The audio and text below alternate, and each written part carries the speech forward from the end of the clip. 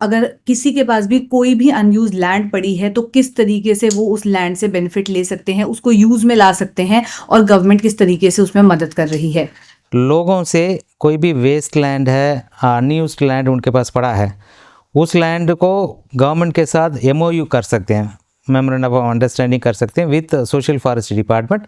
वो करने के बाद मिनिमम 5 to 10 हेक्टेयर्स एरिया होना चाहिए। उसमें करने के बाद डिपार्टमेंट ने उसमें all the activities related to the forestry like tree firewood species का हो गया, स्मॉल टिम्बर ट्री हो गया, कमर्शियल क्रॉप हो गया, ये सारा फॉरेस्ट डिपार्टमेंट, सोशल फॉरेस्ट्री का डिपार्टमेंट ने उसको ग्रो करेगा।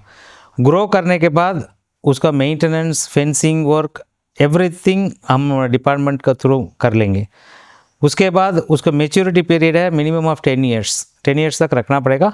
10 ईयर्स के बाद 20 years, 25 years depending upon the आपको कब तक आपको लैंड वापस चाहिए, टिल देन आप रख सकते हैं हमारे पास।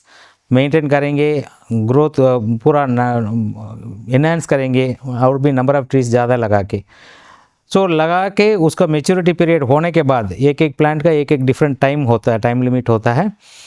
टीक प्लांटेशन का और फास्ट ग्रोइंग स्पीशीज़ का कम टाइम लगता है, बाकी दूसरा स्पीशीज़ में 25 साल 30 साल लगता है। सो नॉर्मली ये कैश क्रॉप जैसा ये फास्ट ग्रोइंग स्पीशीज़ इधर लगाते हैं, सो 10-15 साल के अंदर ही उसका टाइम हो जाएगा। लाइक यूकलिप्टस भी लगाते हैं।